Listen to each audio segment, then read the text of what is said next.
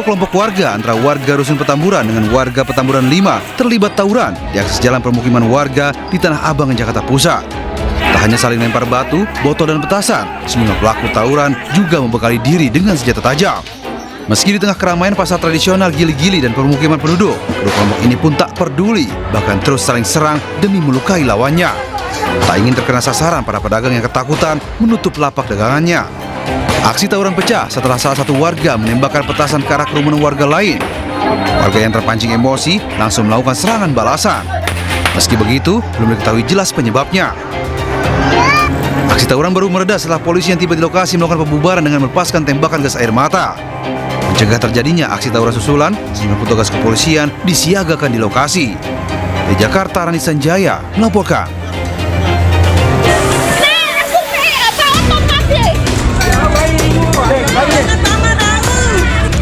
Kecelakaan beruntun terjadi di Desa Hu, Kecamatan Hu Dompu, terekam video amatir warga. Mobil patroli Polsek Hu menabrak 6 pengendara sepeda motor dan 1 kios sembako. Akibat kecelakaan, 6 pemotor mengalami luka. Para korban dibawa ke puskesmas terdekat dan RSUD Dompu untuk mendapatkan perawatan medis. Sementara, pengemudi mobil patroli yakni oknum anggota Polsek Hu diamankan di Polsek Dompu untuk pemeriksaan lebih lanjut. Menurut Kapolsek Hu, Ibda Samsul Riza, mobil patroli Polsek Hu dikemudikan oleh seorang oknum anggota Polsek Hu melaju dari arah selatan Pantai Lake menuju utara dengan kecepatan tinggi. Pasca kejadian, warga sempat memblokade jalan menuntut pihak kepolisian untuk bertanggung jawab. Sementara, pihak kepolisian diwakili Wakapolres bersama anggota DPRD dan perwakilan keluarga setempat melakukan pertemuan di kantor Desa Hu. Dalam pertemuan tersebut, disepakati pihak kepolisian bertanggung jawab atas korban kecelakaan, baik biaya pengobatan hingga ganti rugi. Polisi berjanji akan mengusut tuntas kasus tersebut. Dari Kabupaten Dompu, Topan Iswandi melaporkan. Anus yang ini kami awali dari razia Satpol PP di Petamburan, Jakarta Barat yang diwarnai protes juru parkir liar dan pengemis yang menolak diamankan. Ya udah, saya. Seorang juru parkir liar menolak diamankan saat razia penyandang masalah kesejahteraan sosial oleh petugas Satpol PP di wilayah Grogol, Petamburan, Jakarta Barat. Juru parkir liar ini tetap melancarkan protes saat digiring ke mobil Satpol PP. Ya tapi kalau saya bukan, ini gimana nih? Saya kerja tuh, kalau nggak percaya tanya dulu ya. Selain jukir liar, petugas juga mengamankan PMKS lainnya seperti pengamen dan pengemis. Kepala Satpol PP Jakarta Barat, Agus Irwanto, mengatakan razia PMKS yang dilakukan berdasarkan laporan masyarakat yang resah dengan keberadaan mereka. Dalam razia ini sedikitnya 30 PMKS diamankan. Semua yang kita lakukan yang terkait dengan status atau yang masuk kategori PPKS, pengemis, kemudian pengamen, termasuk ya cosplay, ya Pak Oga, kita lakukan ya secara otomatis di lapangan. Yang kita serahkan semuanya situasinya dilihat agar tetap kita mengutamakan keselamatan bagi target, ya, bagi pelanggar maupun bagi petugas. Petugas kemudian membawa para jukir liar dan pengemis yang diamankan ke Panti Sosial Kedoya untuk mendapatkan pembinaan. Dari Jakarta, Miftahul Gani, iNews melaporkan. Ya pemirsa, isak tangis mengiringi pemakaman diplomat Kemenlu Arya Daru Pangayunan di Bantul, Yogyakarta. Keluarga terpukul, bapak 2 anak ini tewas mengenaskan di kamar kosnya di Menteng, Jakarta Pusat. Padahal 2 pekan lagi korban akan penempatan di Finlandia.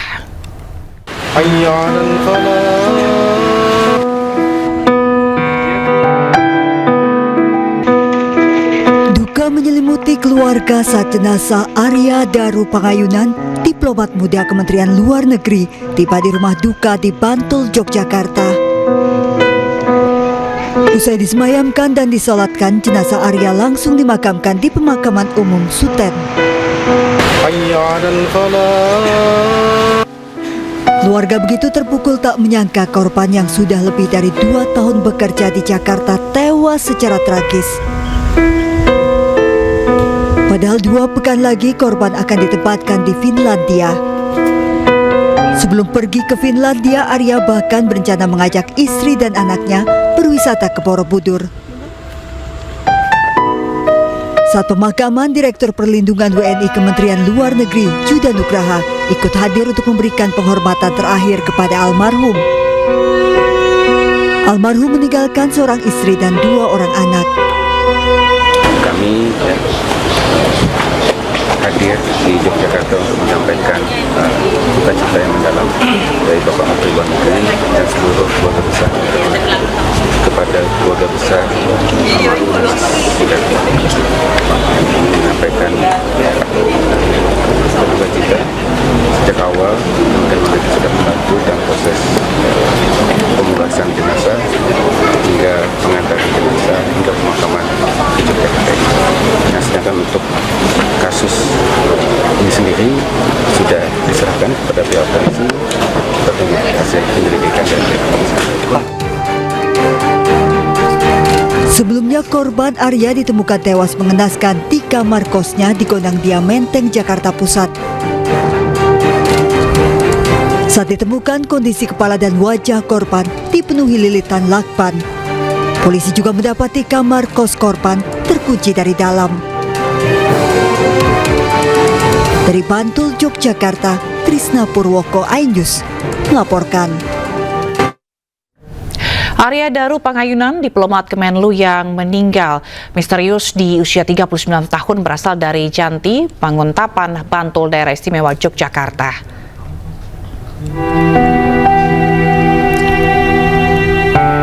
Arya Daru Pangayunan merupakan alumnus Hubungan Internasional Universitas Gadjah Mada.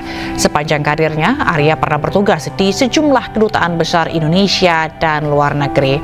Arya Daru juga memiliki akun Instagram yang cukup aktif, mengunggah postingan dengan total memiliki 1.311 pengikut. Dalam bionya, Arya menulis bahwa dirinya sangat mencintai dunia penerbangan dan aktivitas traveling.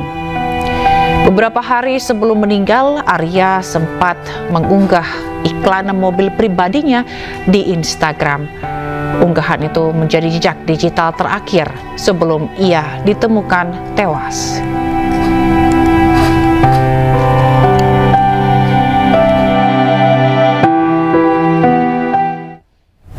Demi mengungkap tewasnya diplomat muda Kemenlu, polisi kembali menggelar olah TKP di kamar kos di Menteng, Jakarta Pusat. Polisi memeriksa istri korban dan 4 saksi serta 2 rekaman CCTV.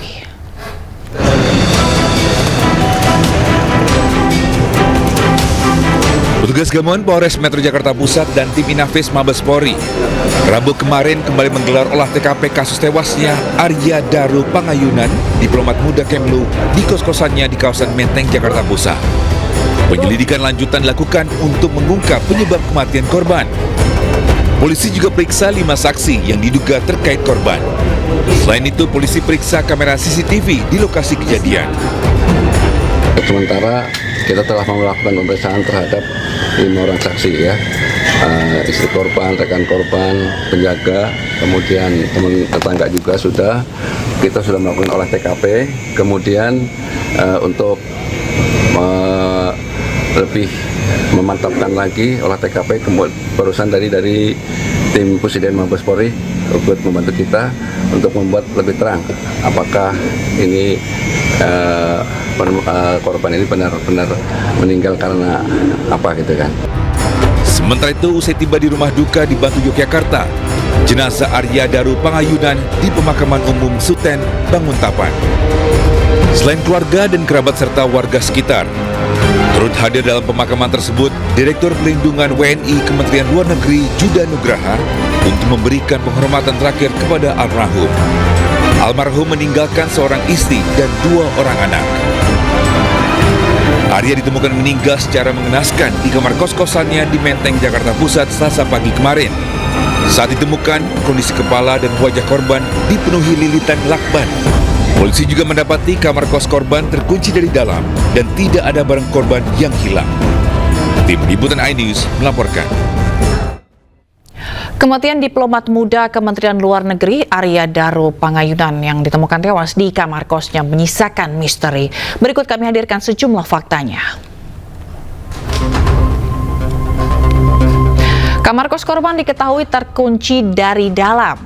Tidak ada tanda-tanda kekerasan pada jasad korban. Polisi pun mengkonfirmasi tidak ada barang yang hilang di kamar indekos korban.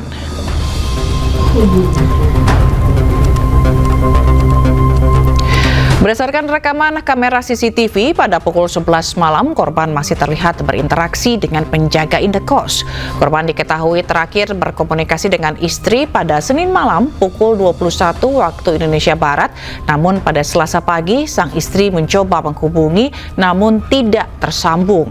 Sang istri pun meminta pengelola indekos untuk mengecek kamar korban. Pengelola indekos pun membuka paksa kamar korban dan menemukan korban sudah dalam kondisi tak bernyawa. Jasad korban ditemukan dengan kondisi kepala yang dilakban. Hingga kini pihak kepolisian masih terus menyelidiki penyebab kematian korban.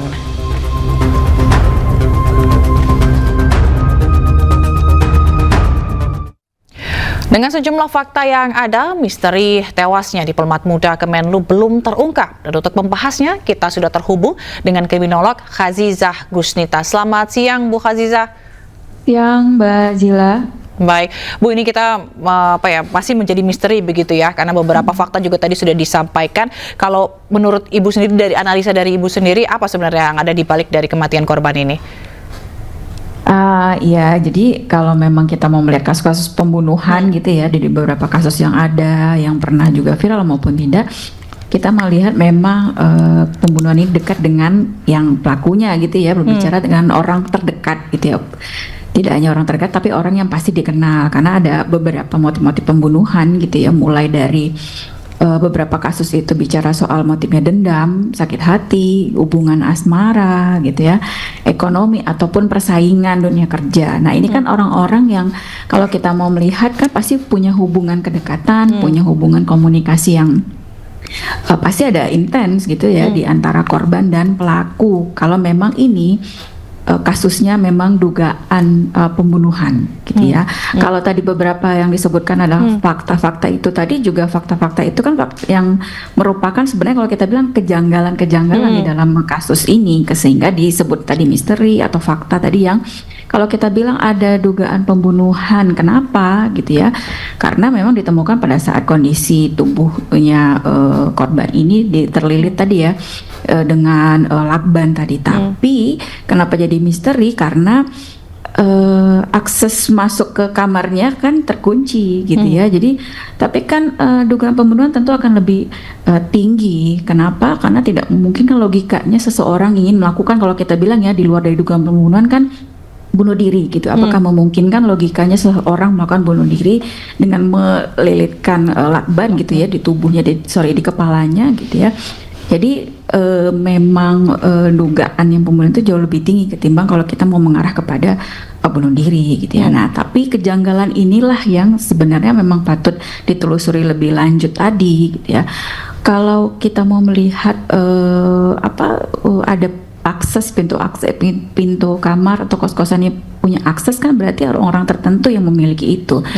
Harusnya sih sebenarnya jauh lebih memudahkan dalam proses penyelidikan gitu ya, siapa aja yang memiliki akses ini gitu ya, siapa aja yang memiliki kartu ini, dan bahkan ketika ada jenazah atau korban atau mayat di dalam suatu kamar tapi pintunya tertutup gitu ya kan. Nah ini kan akan lebih mudah sebenarnya penyelidikan ini gitu, lalu lalang seseorang gitu.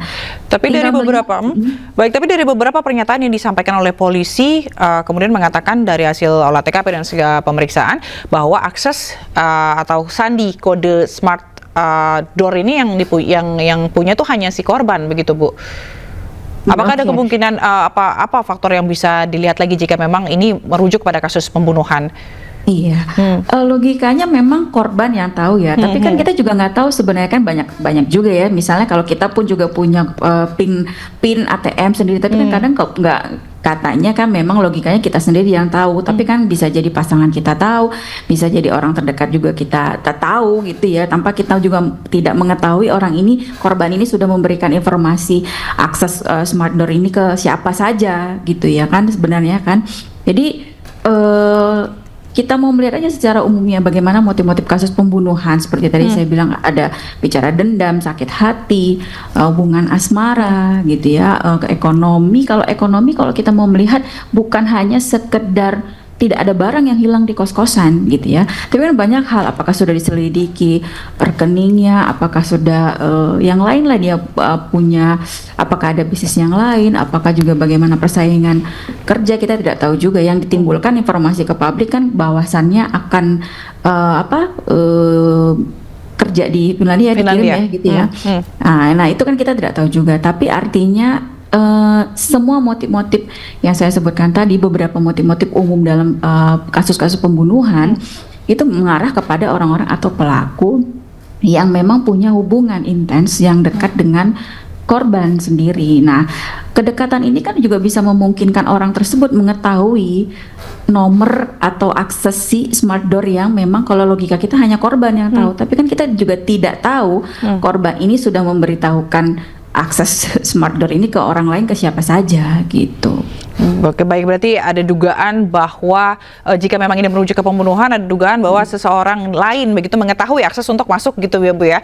Pun kalau misalnya ada teori atau sejauh ini dugaan misalnya bunuh diri begitu Bu, mungkinkah dari bunuh diri ini yang melilitkan lakbannya sendiri kepada dirinya, menurut Ibu dari segi ini apakah memungkinkan hal itu terjadi?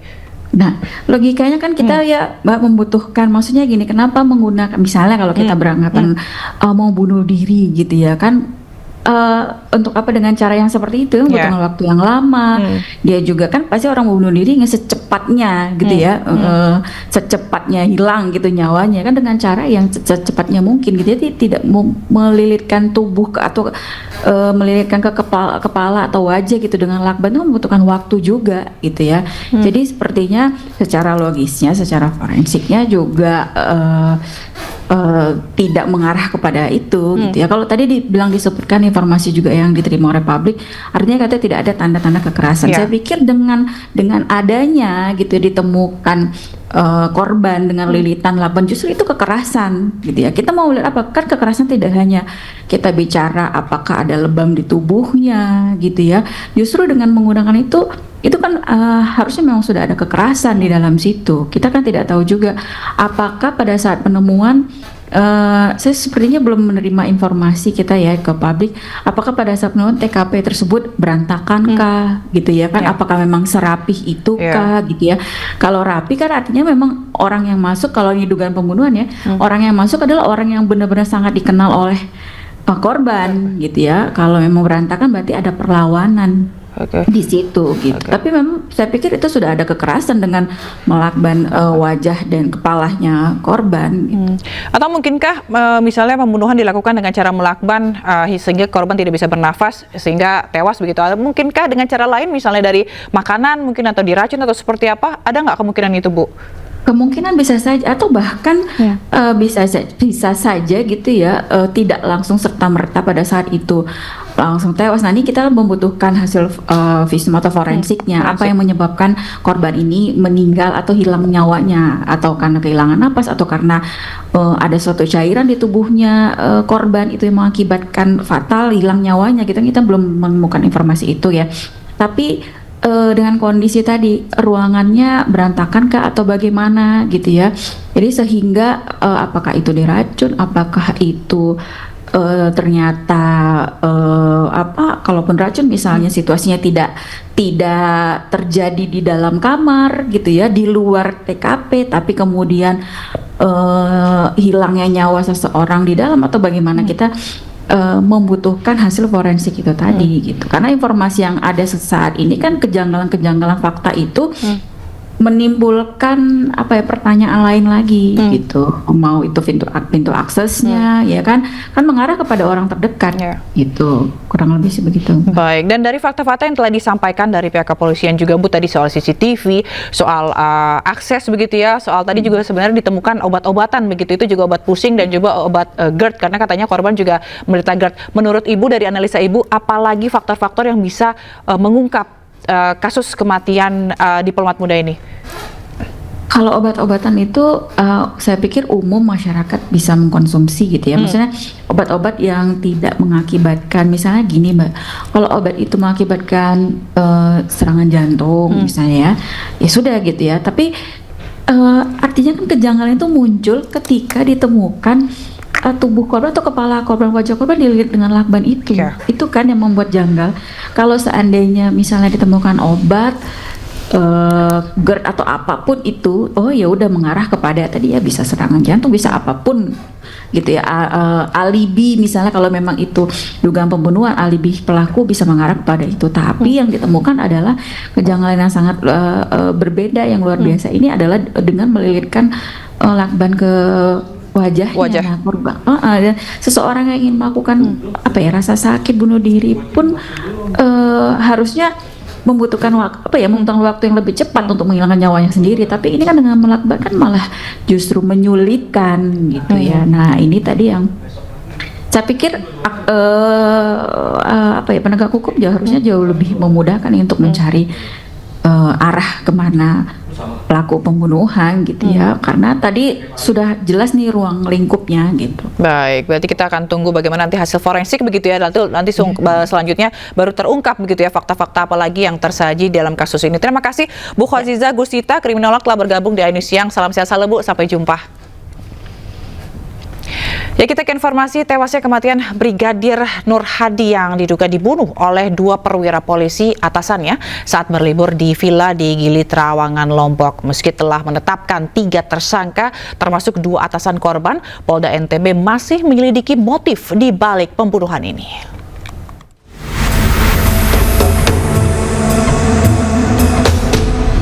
Misteri kematian Brigadir Nur Hadi, anggota Propam Polda NTB yang dinilai janggal akhirnya terkuak.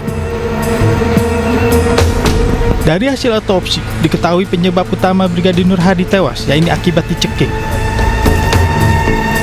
Selain itu, hasil otopsi juga menunjukkan korban mengalami sejumlah luka di sekujur tubuhnya.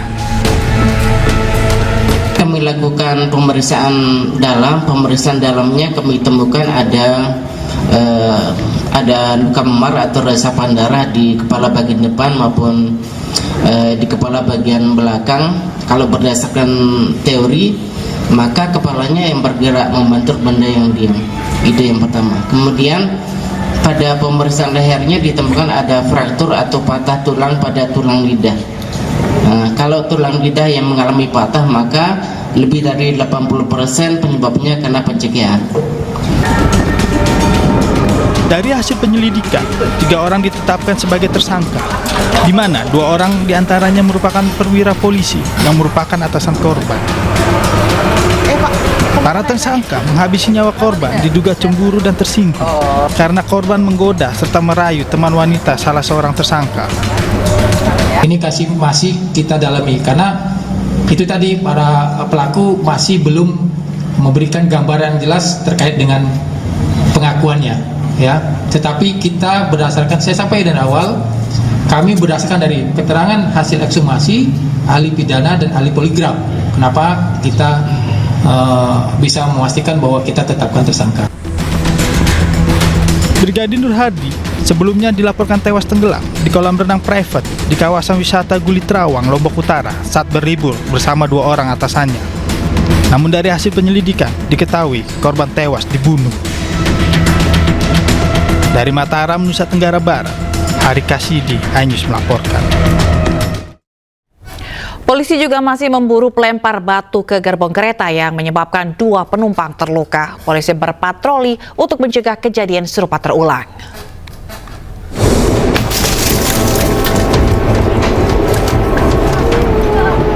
Pasca terjadinya insiden kasus pelemparan batu ke arah kereta api Sancaka tujuan Yogyakarta-Surabaya yang menyebabkan 2 penumpang terluka akibat serpihan kaca, jajaran Polres Klaten, Jawa Tengah langsung bergerak melakukan penyelidikan. Selain itu, polisi juga meningkatkan patroli dan penyisiran di sekitar lokasi terjadinya aksi pelemparan di daerah Srowot, Kecamatan Jogonalan, Klaten. Tidak hanya itu, kepolisian dibantu petugas keamanan KAI atau Polsuska juga melakukan sosialisasi kepada masyarakat di sekitar jalur kereta api untuk membangun kesadaran bersama terkait keselamatan perjalanan kereta api dan mencegah aksi-aksi yang membahayakan penumpang. Kami akan lakukan penyisiran oleh security dari wilayah Klaten.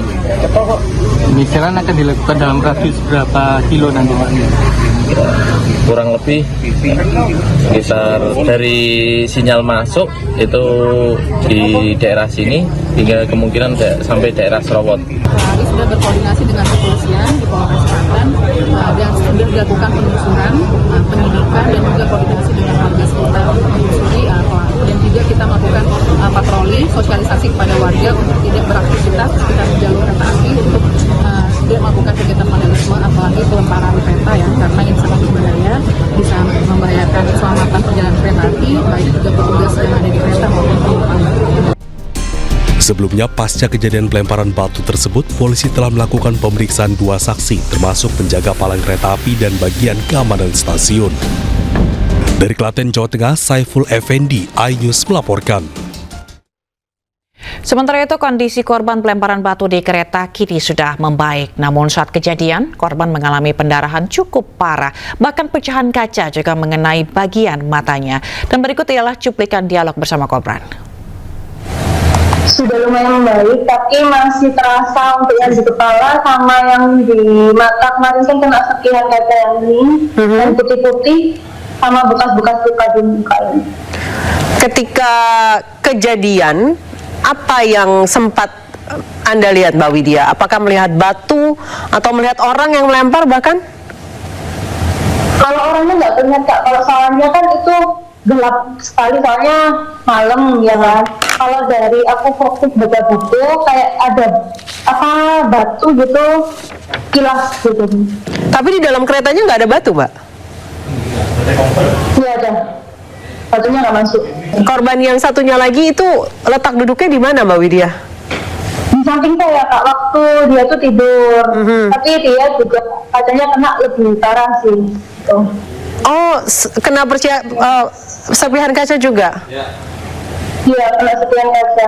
Lebih ini ke korneanya nggak kena. Kena mata. Ya, Anda kembali di iNews Siang. Pemirsa, Gubernur Jawa Timur Khofifah Indar Parawansa diperiksa di Polda Jawa Timur sebagai saksi dalam kasus dugaan korupsi dana hibah. Khofifah diperiksa sebagai saksi dalam kasus dugaan korupsi dana hibah untuk kelompok masyarakat atau Pokmas dari APBD Jawa Timur 2019-2022. Pemeriksaan Khofifah dilakukan di Polda Jawa Timur tanpa perlakuan khusus. KPK terakhir kali memanggil Khofifah sebagai saksi dalam kasus ini pada 20 Juni 2025. Dalam kasus ini, KPK sudah menetapkan 21 tersangka. Penetapan puluhan tersangka merupakan pengembangan dari perkara yang telah menjerat mantan Wakil Ketua DPRD Jatim, Sahattua Simanjuntak.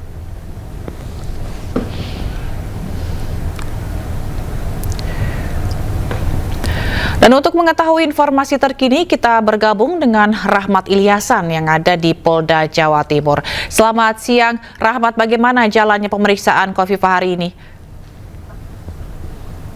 Baik, selamat siang. Jelas saat ini saya berada di Polda Jawa Timur di kawasan Jalan Ahmad Yani, Surabaya, di mana saat ini Khofifah Indar Parawansa, Gubernur Jawa Timur, saat ini menjalani pemeriksaan atau dimintai keterangan sebagai saksi atas kasus dugaan korupsi yang dilakukan oleh beberapa anggota legislatif, yakni diantaranya adalah Kusnadi, terus kemudian Anwar Sadat, dan juga Ahmad Iskandar, dan juga Bagus. Saat ini Khofifah kedatangan di sini adalah dimintai keterangan oleh pihak KPK karena adanya dugaan korupsi, yakni Pokmas atau kelompok masyarakat yang ada di Jawa Timur. Hovifah saat ini sebagai saksi, yakni dimintai keterangan atas permintaan dari kuasa hukum dari 4 tersangka yang Kusnadi, Ahmad Iskandar, Anwar Sadat, dan juga Bagus. Saat ini masih menjalani proses pemeriksaan di gedung Dineskrimsus Polda Jawa Timur, tepatnya di unit Tipikor Polda Jawa Timur. Demikian, Zila. Baik, selain Hovifah, apakah ada orang lain yang diperiksa sebagai saksi hari ini? Baik, Zila, untuk tadi kedatangan sekitar 10 siang tadi, Hovifah tidak sendirian, yakni dengan mantan Kadir Hukum Pemprov Jawa Timur, yakni Lili Sutiastuti. Dua orang ini datang pukul 10 siang tadi di Polda Jawa Timur lewat pintu belakang dari lobi Polda Jawa Timur. Demikian, Zila. Baik. Lalu terakhir, bagaimana perkembangan dari kasus ini sendiri, penanganannya, Rahmat?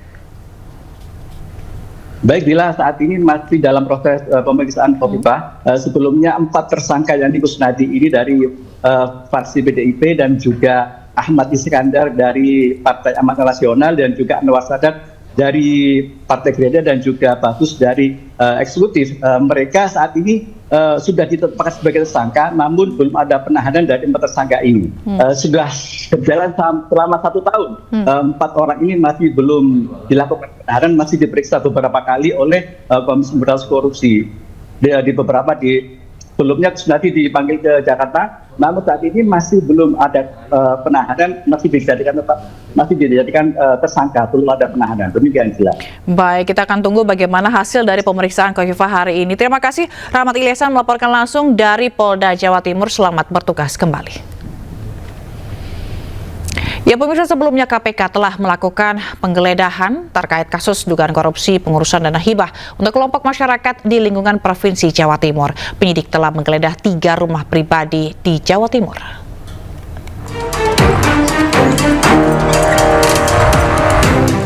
Penyidik KPK telah menyita sejumlah barang bukti berupa dokumen diduga terkait perkara dana hibah APBD Jawa Timur. Ada 7 lokasi yang digeledah sejak April 2025. Di antaranya rumah kediaman mantan Ketua DPD, Lanyala Mahmud Mataliti di Surabaya.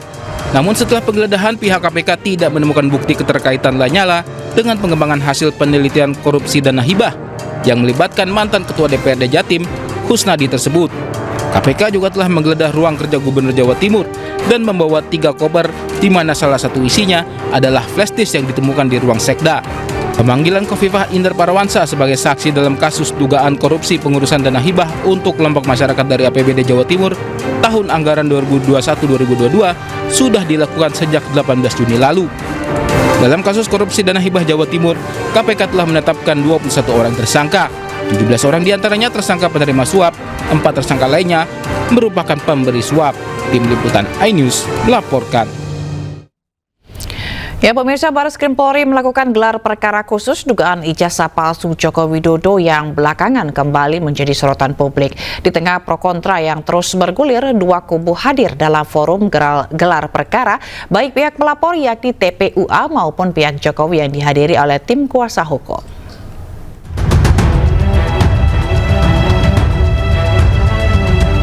Gelar perkara khusus ijazah Jokowi dimulai pukul 10 pagi di gedung Barreskrim Polri. Gelar perkara dihadiri 2 kubu baik pihak pelapor yakni TPUA maupun pihak Joko Widodo yang dihadiri oleh tim kuasa hukumnya. Roy Suryo bersama tim pembela ulama dan aktivis TPUA membawa dokumen hasil analisis digital yang mereka klaim menguatkan dugaan pemalsuan ijazah. Sementara tim kuasa hukum Jokowi Yakub Hasibuan memberikan keterangan balik yang menyatakan bahwa gelar perkara pada tahap penyelidikan tidak mempunyai dasar hukum yang kuat, namun tetap menghormati proses yang dilakukan oleh penyidik. Nah, jadi saya dan Dr. Ismon tadi didengar betul dan kami itu sesuai dengan kapasitas. Kami karena dibekali dengan insya Allah ilmu pengetahuan, kami kemudian tadi memaparkan, minta tolong dipegang. Kami memaparkan apa yang ada, yang tadi mungkin pada saat masuk sudah disampaikan, tapi ini saya jelaskan lagi.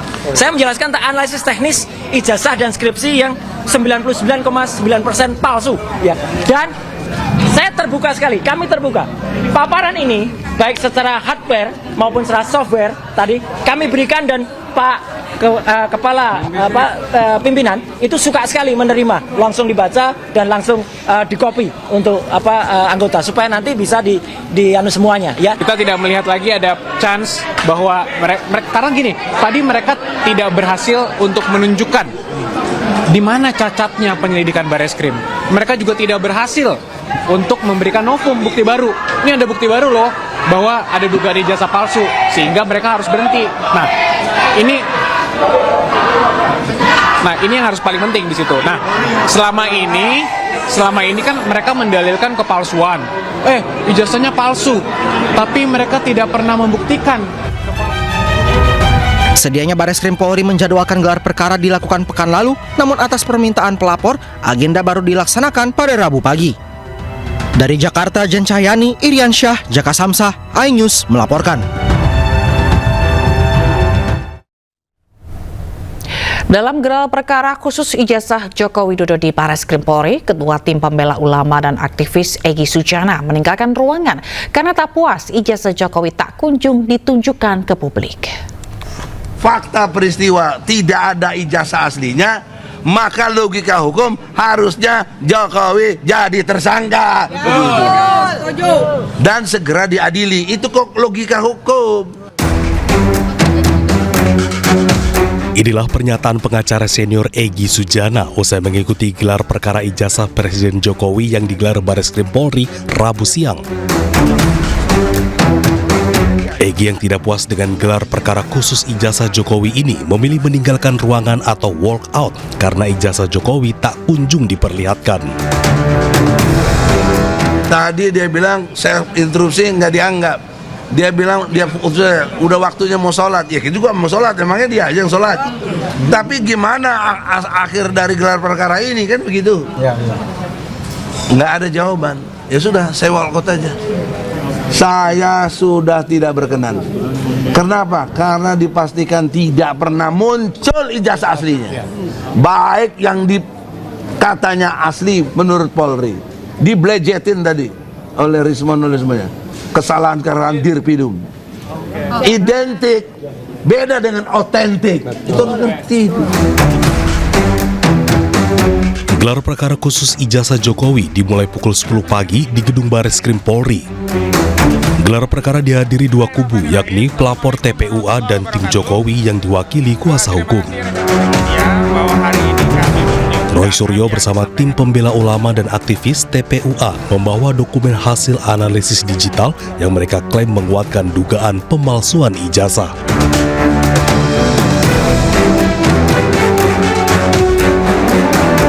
Sementara tim kuasa hukum Jokowi, Yakub Hasibuan, memberikan keterangan balik yang menyatakan bahwa gelar perkara pada tahap penyelidikan tidak mempunyai dasar hukum yang kuat, namun tetap menghormati proses yang dilakukan oleh penyidik.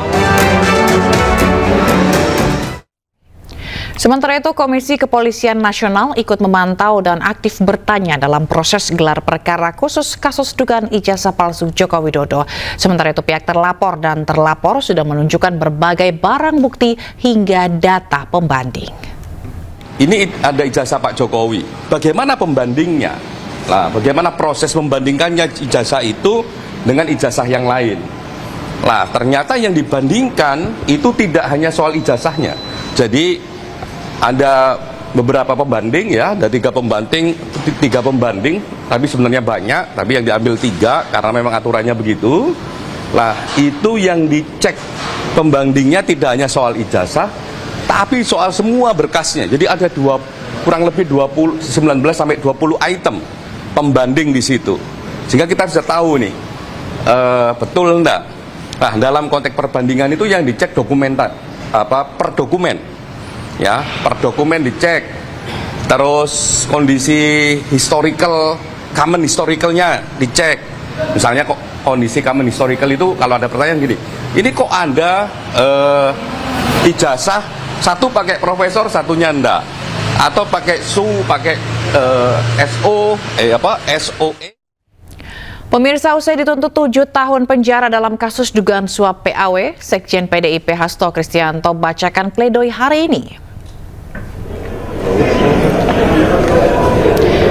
Sekjen PDIP Hasto Kristianto dituntut 7 tahun penjara dalam kasus dugaan suap pergantian antar waktu atau PAW anggota DPR Harun Masiku dan perintangan penyidikan. Hasto akan membacakan nota pembelaan atau pledoinya atas tuntutan jaksa penuntut umum di Pengadilan Tipikor Jakarta. Suatu perjuangan di dalam mendapatkan keadilan berdasarkan kebenaran, di dalamnya juga terungkap. Dan untuk mengetahui jalannya sidang pledoi Sekjen PDIP Hasto Kristianto, kita bergabung dengan rekan Jen Cahyani dari Pengadilan Tipikor Jakarta. Selamat siang Jen, apakah terdakwa Hasto ini sudah mulai membacakan nota pembelaannya? Selamat siang Zila dan juga pemirsa, ya betul sekali, Hasto Kristianto sudah mulai membacakan pledoinya atau nota pembelaan yang dimulai sekitar 20 menit yang lalu setelah kami menunggu sejak pukul 9.30 waktu Indonesia Barat yang sempat dijadwalkan sebelumnya. Dan tadi dari pihak Hasto Kristianto sendiri tiba di Pengadilan Negeri Jakarta Pusat sekitar pukul 9.30, kemudian didampingi dengan keluarganya, kemudian juga dari anggota PDIP juga banyak yang hadir hari ini untuk mengawal sidang Hasto Kristianto yang hari ini agendanya membacakan pledoi atau nota pembelaan. Dan tadi kalau kita dapat mengilas balik pada saat kedatangan Hasto Kristianto di PN Tipikor, tadi Hasto Kristianto sempat menunjukkan sebuah buku di mana buku ini berjudul Nota Pembelaan atau Pledoi Hasto Kristianto yang pada saat ini sedang dibacakannya. Ini bukunya ada sejumlah 108 halaman yang akan dibacakan oleh Hasto Kristianto. Kemudian setelah Hasto Kristianto membacakan nota pembelaan atau pledoi, maka dari kuasa hukum akan membacakan pledoi ada sepanjang 3.550 halaman nanti. Jadi secara bergantian akan dibacakan pledoinya pada hari ini sebelum pada pekan depan akan dibalas atau direspon dengan replik yang akan dibacakan oleh jaksa penuntut umum. Dan kalau kita kilas pada pekan lalu, ini sidang tuntutan oleh jaksa penuntut umum kepada Hasto Kristianto. Ini Hasto dituntut 7 tahun penjara dan denda 600 juta rupiah, subsidiar 6 bulan penjara, atau jika tidak dibayarkan akan digantikan dengan penjara selama 6 bulan. Dan direspon oleh kubu Hasto Kristianto oleh kuasa hukumnya yang menyampaikan bahwa mereka tentu saja keberatan karena tuntutan tersebut tidak logis dan juga tidak berdasar dan penuh asumsi. Dan kalau dari pihak Hasto Kristianto sendiri, kalau kita mengikuti persidangan-persidangan yang lalu, memang seringkali juga disebutkan bahwa dari jaksa penuntut umum ini seringkali mengabaikan fakta-fakta persidangan yang disampaikan oleh saksi-saksi yang dihadirkan pada setiap persidangan di Pengadilan Negeri Jakarta Pusat, baik itu saksi dari jaksa penuntut umum, saksi dari pihak Hasto Kristianto maupun saksi ahli yang dihadirkan. Karena kalau dari pihak Hasto Kristianto sendiri meyakini bahwa Hasto tidak terlibat dalam dugaan suap pergantian antar waktu atau PAW DPR RI Harun Masiku dan juga dugaan perintangan penyidikan, dan mereka merasa bahwa kalau jaksa penuntut umum mengabaikan fakta-fakta persidangan tersebut terkait dengan dugaan tersebut.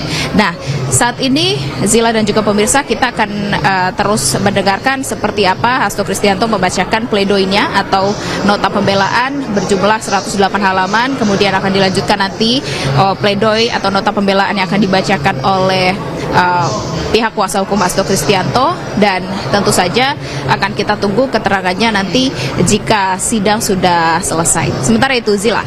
Baik, terima kasih Jen Cahyadi melaporkan langsung dari Gedung Tipikor Jakarta. Selamat bertugas kembali. Ya pemirsa, mantan Gubernur Jakarta Anies Baswedan hadir dalam sidang pembelaan Tom Lembong di Pengadilan Tipikor Jakarta. Dalam pledoi tersebut, Lembong mengaku tidak terlibat korupsi impor gula.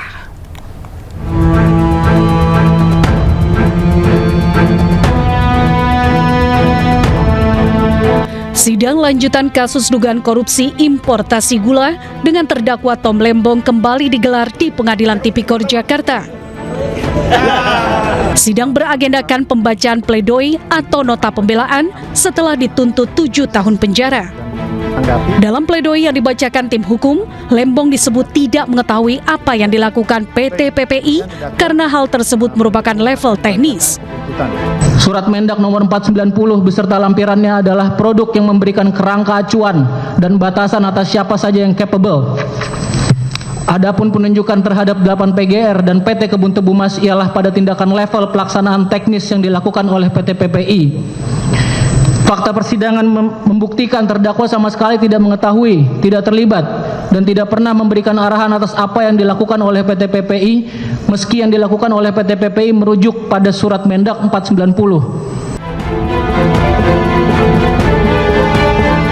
Dalam sidang pledoi ini, mantan Gubernur Jakarta Anies Baswedan ikut hadir dalam sidang.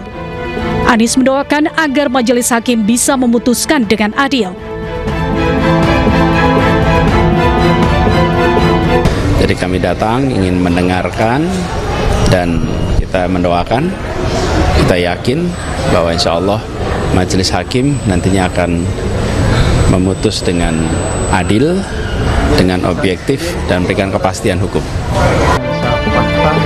Sebelumnya, jaksa meyakini Tom bersalah dalam kasus korupsi impor gula. Selain menuntut hukuman 7 tahun penjara, jaksa juga menuntut Lembong membayar denda 750 juta rupiah dengan subsidiar 6 bulan kurungan. Terdakwa kasus korupsi impor gula, mantan Menteri Perdagangan Tom Lembong mengatakan pledoi dirinya lebih personal dari sisi sudut pandang sebagai pribadi dan lebih ke arah substansi kebijakan. Dan sudah berminggu-minggu saya menyiapkan pledoi, ya kan.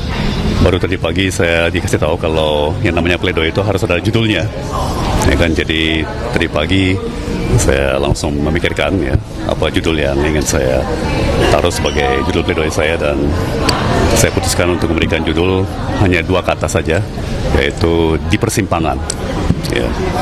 Dan ya saya berterima kasih sekali tadi tentunya tim hukum saya, tim penasihat hukum saya menyampaikan pledoi mereka, ya, dan sangat lengkap tentunya, sangat teknis. Terus terang, tentunya pledoi saya akan lebih personal ya, lebih dari sisi sudut pandang saya sebagai pribadi, sebagai pembuat kebijakan, ya, dan mungkin lebih ke arah substansi kebijakannya.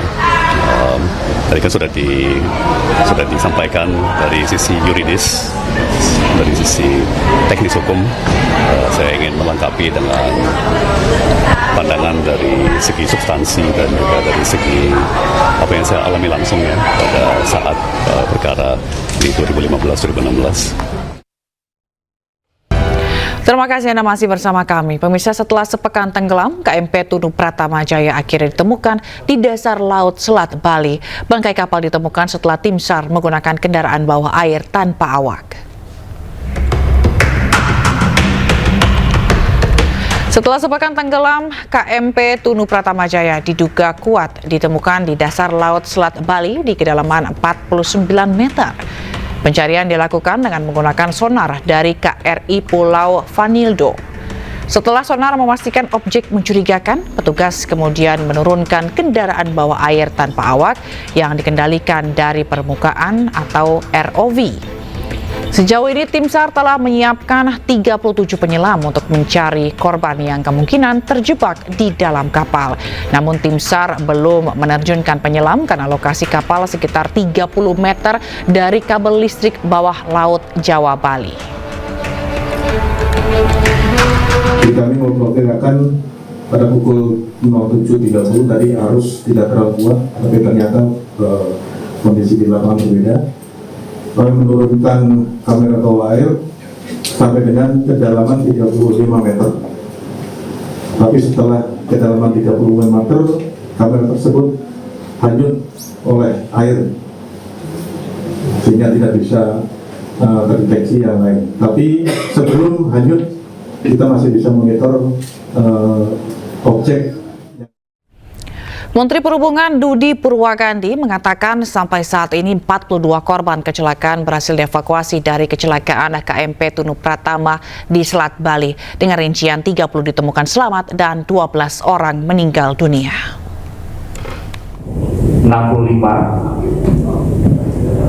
baik jumlah kru maupun penumpang. 30 ditemukan selamat, kemudian 12 meninggal dunia. Jadi 42 yang sudah kita temukan. Alhamdulillah. Dan kami berharap kita bisa menemukan lagi.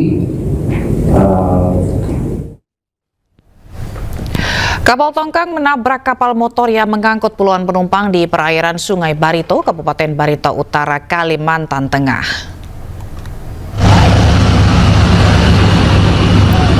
Para penumpang panik berusaha menyelamatkan diri melompat dari atas kapal sebelum akhirnya kapal motor terbalik dan tertabrak kapal tongkang. Diduga mengalami mati mesin, kapal motor hilang kendali dan hanyut tepat di depan jalur kapal tongkang. Kapal mengangkut 40 penumpang. 9 penumpang tidak terdata di manifest. Korbannya.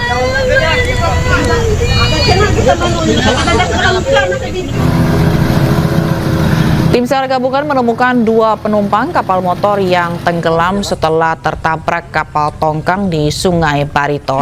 Kedua korban ditemukan tewas sekitar 6,5 km. Tim SAR masih mencari 1 korban lainnya yang tenggelam.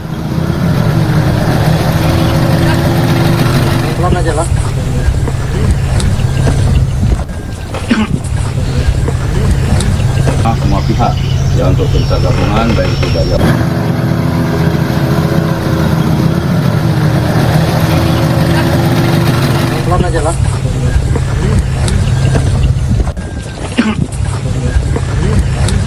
semua pihak ya untuk tim SAR gabungan baik itu dari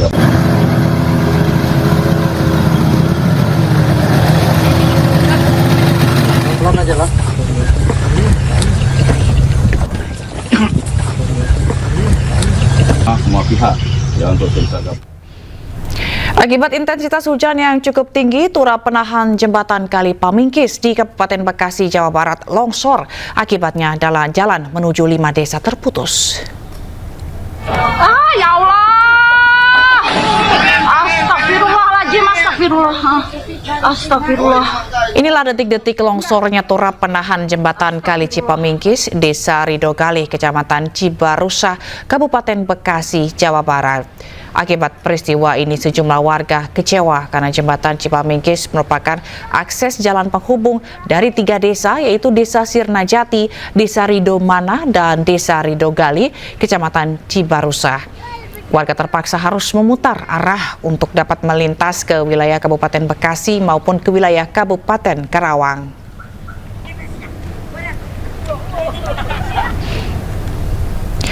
Sementara itu, sejumlah rumah masih terendam banjir di Karawang, Jawa Barat. Seorang peternak bebek tenggelam akibat terbawa arus dari luapan sungai.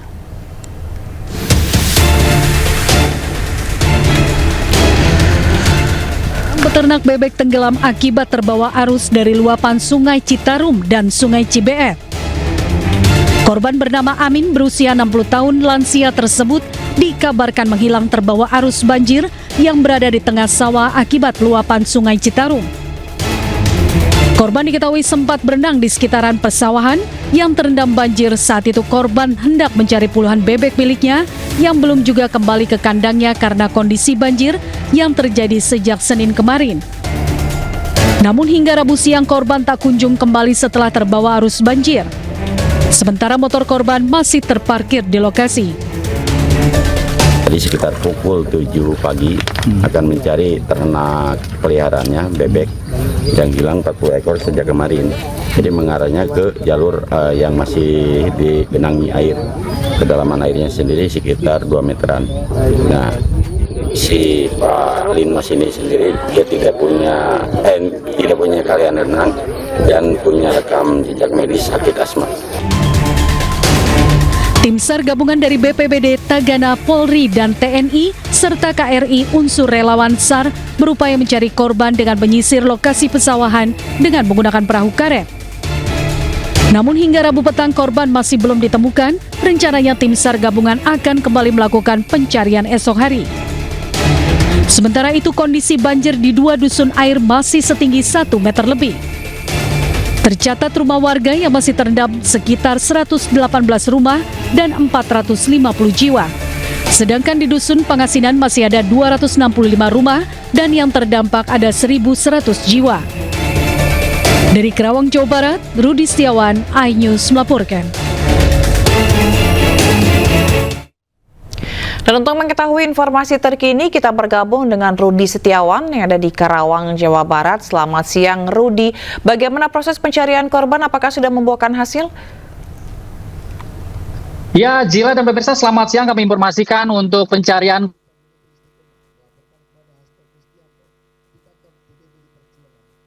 korban sampai saat ini masih berlangsung dilakukan oleh TNI dan Polri. Juga ada beberapa tim SAR relawan lainnya. Adapun metode dilakukan untuk proses pencarian ini menggunakan yaitu perahu karet. Ada beberapa yang dikerahkan oleh dari pemerintah, bantuan pemerintah daerah. Dan kemudian juga untuk proses pencarian juga dilakukan dengan metode yaitu melakukan penjaringan menggunakan jala. Dan memang Zila, di mana memang proses lokasi yang saat ini bisa saya dapat gambarkan. Ini merupakan lokasinya cukup luas, di mana memang ini lokasi sebenarnya ini merupakan lokasi sebelah kiri dan sebelah kanan ini merupakan area persawahan, di mana lokasi area persawahan ini saat ini kondisinya tergenang banjir ya, kurang lebih di sini hampir kurang lebih ya 1 meter, bahkan ada yang sampai 2 meter lebih. Jadi di sini hampir menjadi lautan air, dan di sini ada puluhan hektar juga yang siap panen juga sini terendam banjir. Dan diperkirakan untuk korban yang tenggelam bernama Amin berusia 60 tahun itu merupakan pada sore kemarin, yaitu mereka sedang mencari bebek, dan dikabarkan karena saking luasnya diduga mereka kelelahan atau memang karena tidak bisa berenang sehingga korban sampai saat ini dikabarkan menghilang. Dan proses evakuasi pencarian juga masih terus dilakukan yaitu secara bergantian oleh tim Basarnas, yaitu mulai dari TNI dan Polri ataupun dari tim relawan lainnya, dan salah satunya itu Polut Air dari Polres Karawang. Ya, Zila, dapat kami informasikan selain memang di sisi untuk lokasi saya ini berada, ini merupakan lokasi selain banjir di area persawahan yang seperti kayak lautan air, dan kemudian sebelah kanan ini, nah bisa kami gambarkan bahwa di sebelah kanan saya ini masih ada ratusan rumah yang masih tergenang banjir, di mana itu ketinggian masih kurang lebih yaitu 2 meter dan bahkan variasi.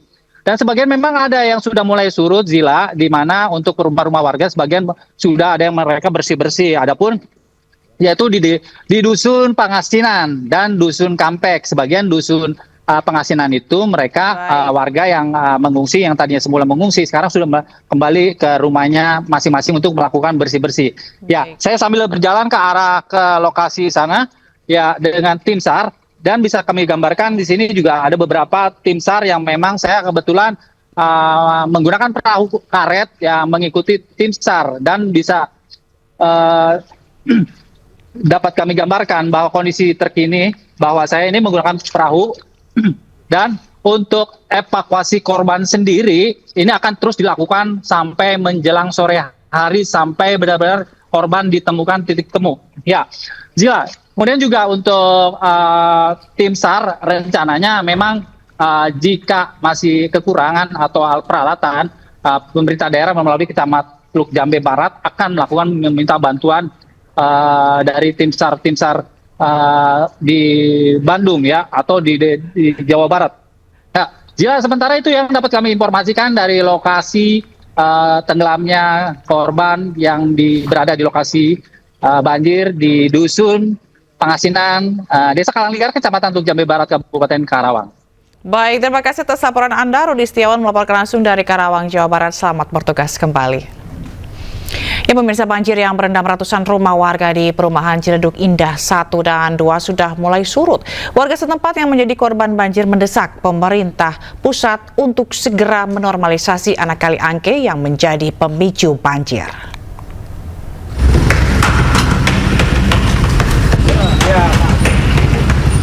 Ratusan rumah warga di perumahan Ciledug Indah 1 dan 2, Pendurenan, Kota Tangerang, yang terendam banjir dengan ketinggian mencapai 1,5 meter saat ini sudah surut. Warga yang dibantu BPBD Kota Tangerang terlihat sibuk membersihkan rumah mereka dari lumpur dan sisa sampah yang terbawa banjir. Guna menanggulangi banjir, warga mendesak pemerintah pusat, khususnya Kementerian PUPR, untuk membangun tanggul dan menormalisasi anak kali angke. Hal ini karena Kali Angke yang kerap meluap dan tumpah ke permukiman warga saat hujan turun dengan intensitas tinggi akibat kiriman air dari hulu. Saya berharap Kementerian PU bisa segera melakukan normalisasi kali dan juga peninggian tanggul, mengingat kami warga Celduk Indah 2, terutama di Kelurahan Pudurenan, setiap musim hujan selalu suka was-was. Warga berharap normalisasi anak Kali Angke segera dilaksanakan. Selain itu, pembangunan turap dan tanggul kokoh agar bencana banjir tahunan tidak lagi terjadi. Dari Tangerang, Banten, Sukron, iNews melaporkan. Anda masih di iNews yang bersama saya Desvita Bionda. Pemirsa panik karena menemukan orang gangguan jiwa di dalam kamarnya. Seorang wanita nekat loncat dari lantai 19 apartemen Kalibata. Sebuah keajaiban, sang wanita selamat dan hanya mengalami patah tulang kaki. Wih, itu astagfirullahaladzim. Itu orang. Astagfirullah. Orang jatuh. Video amatir warga merekam detik-detik seorang wanita tersangkut di sebuah kanopi usai melompat dari lantai 19 apartemen Kalibata City, Jakarta Selatan. Peristiwa ini terjadi pada Selasa sore sekitar pukul 5. Peristiwa bermula saat terjadi mati listrik di unit apartemen korban. Pemilik kamar memilih turun ke lantai bawah tapi lupa mengunci pintu kamar. Setelah listrik menyala, ia pun kembali ke kamarnya. Tapi alangkah kagetnya saat menemukan orang dengan gangguan jiwa atau ODGJ berada di dalam kamarnya. ODGJ tersebut diketahui merupakan WNA Afghanistan. Seketika korban pun panik lari ke balkon dan langsung loncat dari lantai 19. Beruntung korban masih selamat dan sadar namun mengalami patah tulang kaki. Sementara terduga ODGJ yang merupakan WNA Afghanistan telah diamankan untuk dimintai keterangan. Dari Jakarta, Helmi Sejangbati, iNews melaporkan. Jasad pria ditemukan mengambang dan tersangkut di aliran Kali Ciliwung, Rawajati, Pancoran, Jakarta Selatan. Saat dievakuasi, kondisi jasad tidak utuh.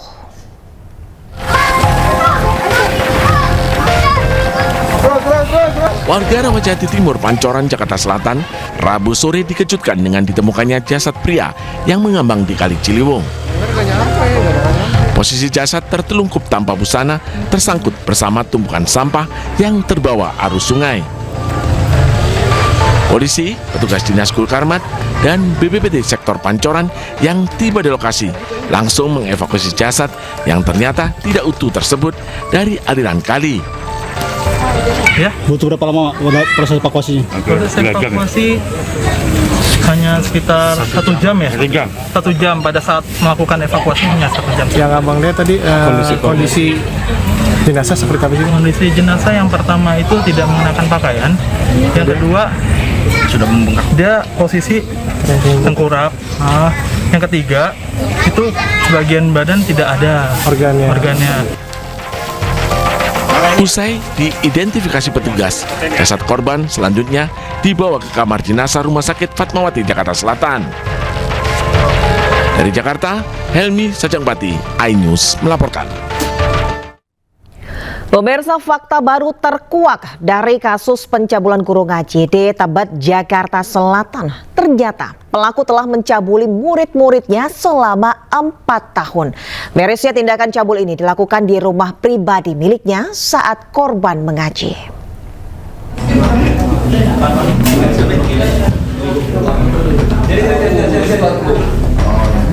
AF, oknum guru ngaji pelaku pencabulan murid-muridnya, hanya bisa tertunduk malu saat dihadirkan dalam pengungkapan perkara kasusnya pada Rabu 9 Juli 2025. Dari hasil pemeriksaan terungkap aksi bejatnya ini telah dilakukan sejak tahun 2021. Mirisnya tersangka melecehkan para korban di rumah pribadi miliknya. Tak hanya itu, jumlah korban pun kemungkinan akan bertambah.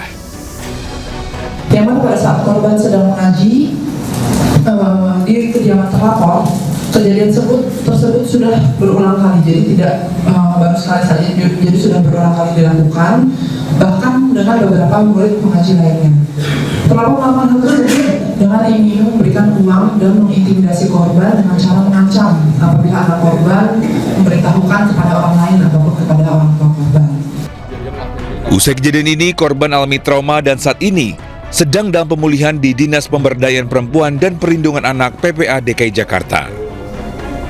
Kami bersama tim layanan terdiri dari layanan hukum, layanan psikologi, dan pendampingan korban bersinergi bersama Kepolisian Polres Metro Jakarta Selatan akan mengawal proses hukum ini, mendampingi para anak korban untuk memastikan pemenuhan hak dan perlindungan korban terpenuhi, termasuk kebutuhan dukungan psikologi terhadap keluarga korban. Sebelumnya dalam olah TKP yang digelar di rumahnya di daerah Tebet, Jakarta Selatan, terungkap pelaku melecehkan korban saat mengaji bersama para korban. Bahkan salah satu korbannya alami pelecehan seksual 2 kali pada tahun 2024. Akibat perbuatannya, tersangka diancam hukuman maksimal 15 tahun penjara. Dari Jakarta, Helmi Jang Jabati, iNews melaporkan. Seorang PSK di kawasan Ibu Kota Nusantara tewas dibunuh oleh pelanggannya. Pelaku mengaku emosi tersinggung dengan ucapan korban. Korban WL, seorang PSK asal Tanah Grogol ditemukan tewas di guest house di Desa Bumi Harapan, Kecamatan Sepaku, Penajam Pasir Utara. Pelaku pembunuhan yang merupakan pelanggan korban ditangkap saat kabur ke Cianjur, Jawa Barat. Keberadaan pelaku diketahui setelah polisi melacaknya dari ponsel korban yang dibawa kabur pelaku. Pelaku mengaku emosi akibat ucapan korban.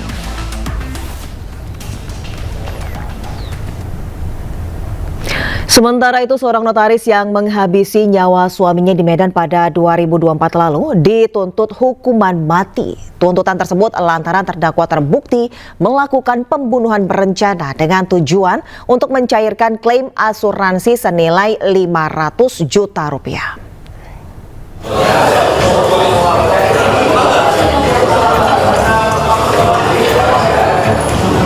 Sidang pembunuhan Maralen Situngkir dengan terdakwa Tiromsi Sitanggang yang merupakan istrinya sendiri dengan agenda tuntutan jaksa digelar di Pengadilan Negeri Medan.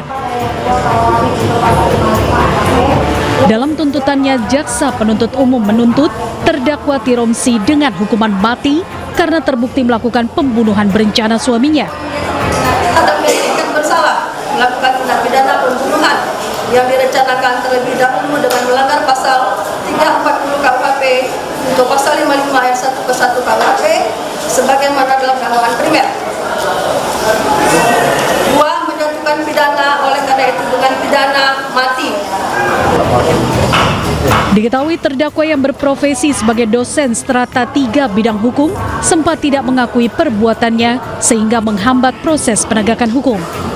Itu menyuruh memasukkan asuransi itu melalui anaknya dengan menyuruh anaknya berfoto seolah-olah dia masukkan asuransi dan menyuruh juga anaknya untuk tidak menyampaikan bahwasanya kepentingan untuk apa dia berfoto megang KTP, tapi dia mengatakan itu untuk kepentingan kuliahnya. Namun pergunaannya akhirnya digunakan untuk mendaftarkan asuransi. Yang awalnya yang agennya tadi mengatakan itu ada ditawarkan 3 juta dan 5 juta dengan premi 500 juta dan 300 juta, dia langsung memilih yang 500 juta. Sebelumnya polisi menetapkan Tiromsi Sitanggang sebagai tersangka pembunuhan terhadap suaminya Rusman Maralen Situngkir.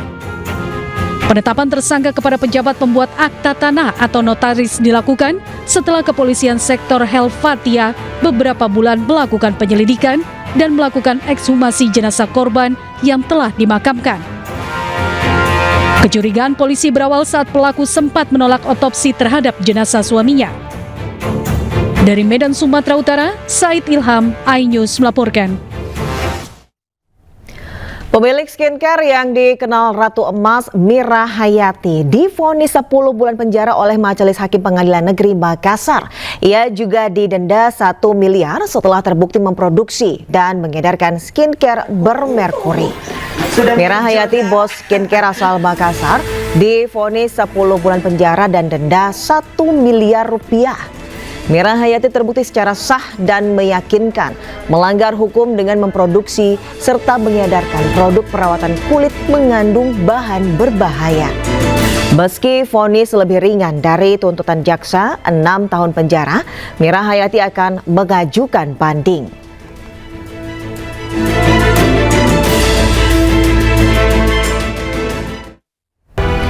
Anda masih bersama Anyus Siang, pemirsa. Presiden Prabowo Subianto mengakhiri kunjungan kenegaraan di Brasil. Prabowo bertolak meninggalkan Brasilia setelah menghadiri KTT BRICS dan bertemu Presiden Lula da Silva.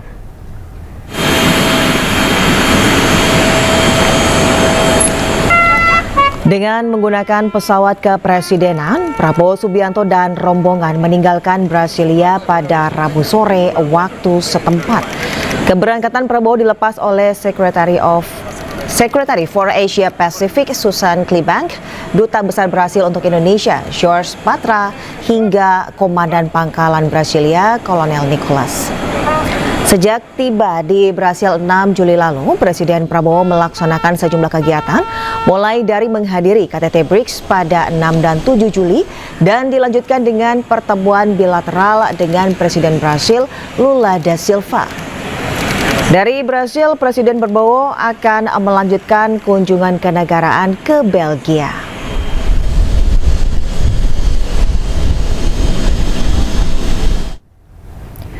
Kunjungan kenegaraan Presiden Prabowo Subianto ke Brasil disambut dengan penghormatan resmi dari Presiden Brasil Lula da Silva.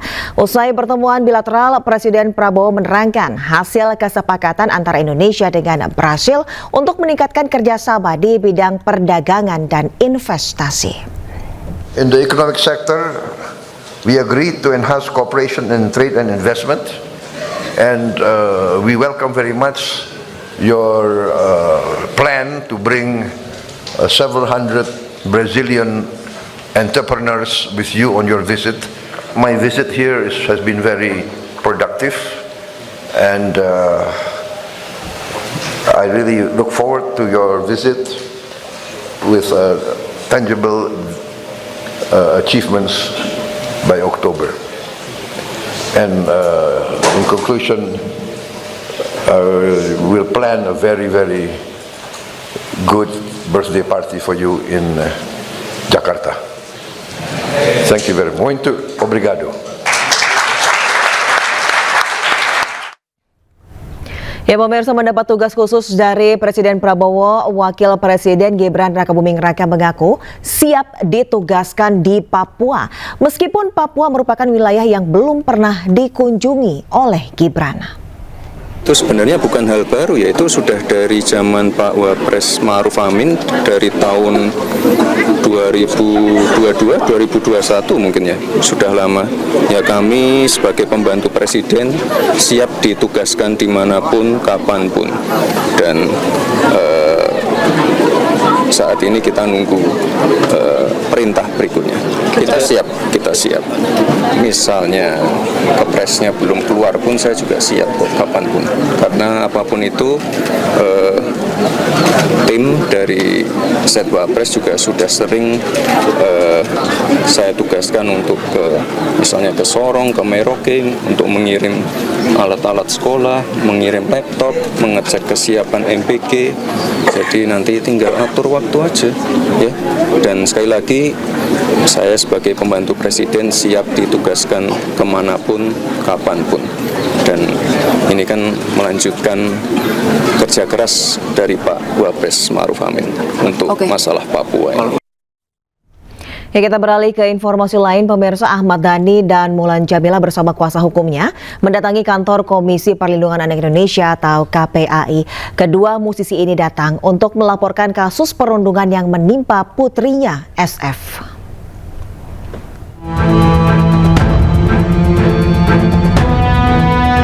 Ahmad Dhani dan Mulan Jamila bersama kuasa hukumnya mendatangi kantor Komisi Perlindungan Anak Indonesia atau KPAI di kawasan Menteng, Jakarta Pusat. Kedua musisi ini datang untuk melaporkan kasus perundungan yang menimpa putrinya SF. Ahmad Ahmad Dhani mengatakan tujuannya mendatangi KPAI adalah untuk menertibkan masyarakat yang merundung putrinya di media sosial. Ini kan nggak hanya urusan anak saya, ini urusan anak Indonesia semua. Agar masyarakat paham bahwa anak-anak Indonesia itu dilindungi oleh negara. Jadi saya sebagai seorang ayah, juga sebagai seorang anggota dewan, ingin menertibkan masyarakat yang kurang paham soal undang-undang. Menindaklanjuti laporan dari Ahmad Dhani, KPAI berjanji akan mempelajari kasus perundungan yang menimpa SF dan memberikan pendampingan kepada korban. Akan mengetahui sejauh mana situasi dan kondisi Ananda, karena ini yang akan terlihat. Kalau dalam undang-undang jelas kekerasan fisik, psikis, psikologis, ya, seksual itu menjadi acuan. Sebelumnya Putri Ahmad Dhani dari Mulan Jamila SF mendapatkan perundungan di media sosial setelah menghadiri pesta pernikahan Al-Ghazali dan Alisa Dakis. Tindakan serius yang ditempuh Ahmad Dhani untuk memberikan efek jera kepada perundung anaknya karena undang-undang telah mengatur sanksi pidana hingga 5 tahun penjara.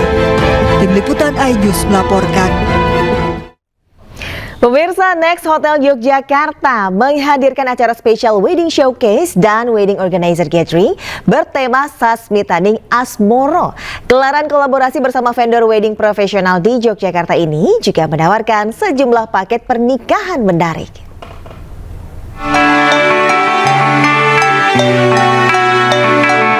Next Hotel Yogyakarta, hotel bintang 4 bagian dari MNC Land ini sukses menggelar Wedding Showcase dan Wedding Organizer Gathering bertema Sasmitaning Asmara atau Jejak Cinta.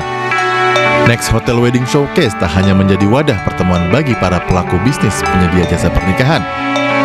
Ajang ini juga menghadirkan berbagai promosi pernikahan menarik untuk pasangan yang ingin menggelar hari bahagianya di Next Hotel Yogyakarta. Pada event yang mengusung konsep tradisional namun tetap elegan dan romantis ini, para vendor pernikahan dan tamu undangan disuguhi sajian menu andalan dari chef Next Hotel Yogyakarta dengan menu beragam, mulai tradisional hingga modern. Kami yakin para pasangan punya impian pernikahan masing-masing, dan di sini kami ingin menawarkan Next Hotel Yogyakarta sebagai venue terbaik, mulai dari indoor atau outdoor yang bisa jadi pilihan buat para pasangan mengadakan wedding di sini. Wedding Showcase di tahun 2025 peserta kami mengundang para wedding organizer di Yogyakarta, sekalian gathering sekalian, dan kami mengusung dengan konsep tradisional yaitu Sasmitaning Asmoro dengan konsep tradisional. Dengan fasilitas lengkap, lokasi strategis, serta layanan profesional, Next Hotel Yogyakarta hadir sebagai solusi pernikahan praktis, indah, dan bermakna. Dari Sleman, Yogyakarta, Heru Trijoko, iNews melaporkan. Pemirsa, jelang kesepakatan gencatan senjata antara Hamas Israel, kedua pihak masih terlibat pertempuran sengit. Salah satu pertempuran paling mematikan terjadi di Gaza Utara. 5 tentara Israel tewas dan 14 lainnya terluka.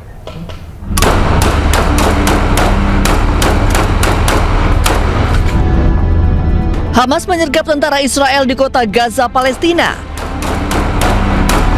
Dalam operasi dengan sandi Batu Daud ini, para pejuang Hamas menyergap pasukan infanteri Israel dari jarak dekat.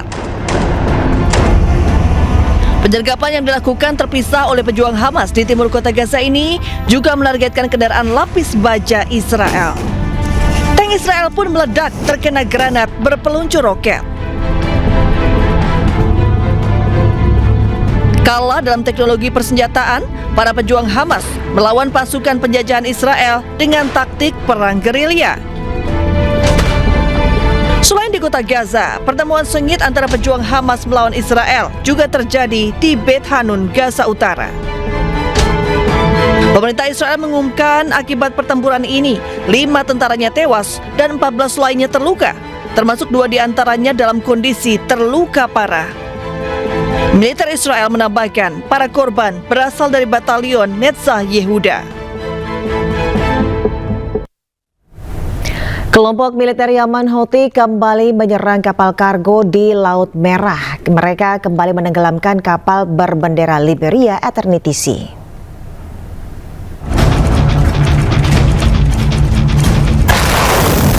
Dalam kurun waktu 24 jam, kelompok Houthi melancarkan 2 serangan mematikan di Laut Merah.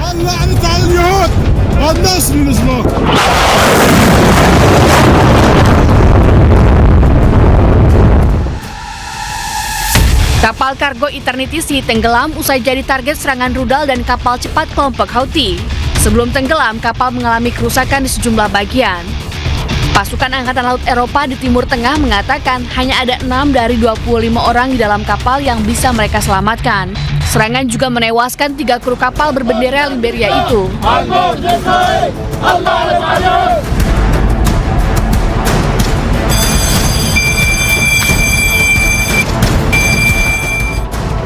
Sebelumnya, Houthi juga menenggelamkan kapal kargo Liberia lainnya, Magic Seas. Pihak Houthi menyatakan operator kapal asal Yunani tersebut melanggar larangan memasuki pelabuhan Palestina. Kapal sudah diperingatkan namun tidak mematuhi. Pihak Houthi pun melakukan serangan dengan menggunakan drone dan rudal angkatan laut hingga kapal rusak. Militer Yaman menyatakan pihaknya mengizinkan awak kapal dievakuasi begitu kapal mulai tenggelam. Pihak Houthi menyatakan akan menyerang pelayaran yang berkaitan dengan Israel di Laut Merah hingga Israel mengakhiri genosida di Gaza.